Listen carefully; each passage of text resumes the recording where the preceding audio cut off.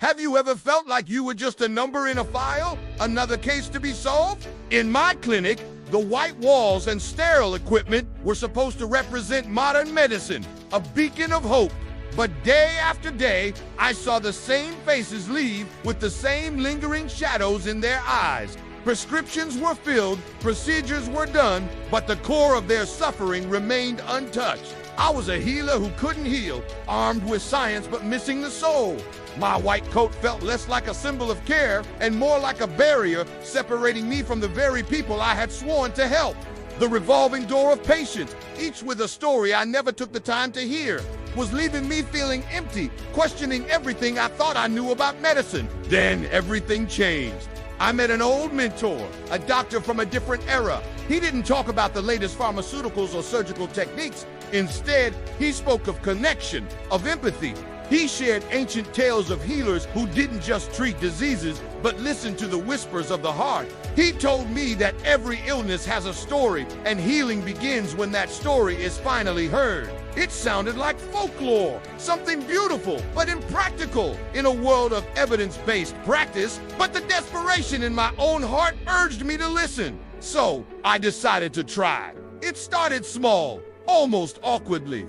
With a patient battling chronic pain, I put down my prescription pad and shared a simple story about resilience, about a crooked tree that grew stronger in the wind. I was nervous, expecting confusion, but instead, I saw a flicker of something new in her eyes. That flicker soon became a flame.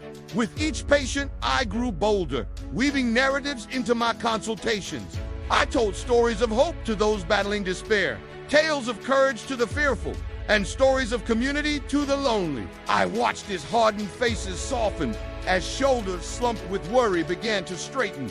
People started truly listening, not just to me, but to themselves. The sterile clinic began to feel different. Laughter, something I hadn't heard in years, started to echo in the hallways. We were sharing more than just symptoms and diagnoses.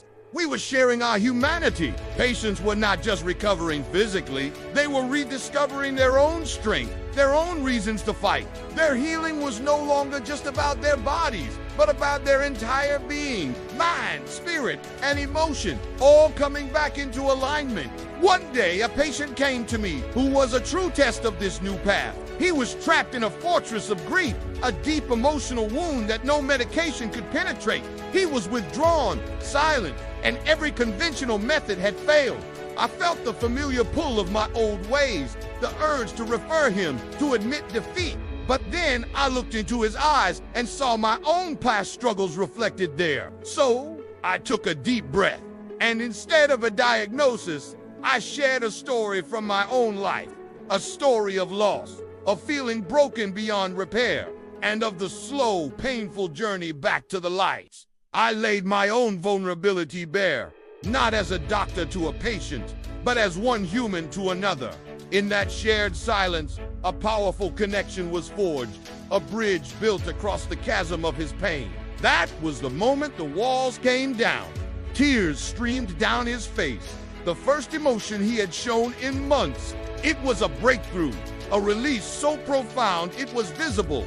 It was a healing that no chart could measure. From that day on, my practice was reborn.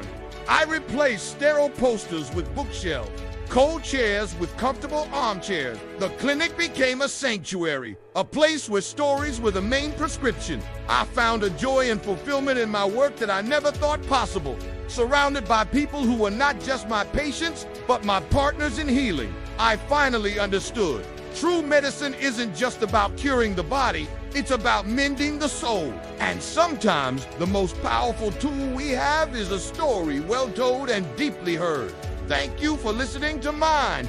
If this resonated with you, please consider subscribing for more stories on the art of healing.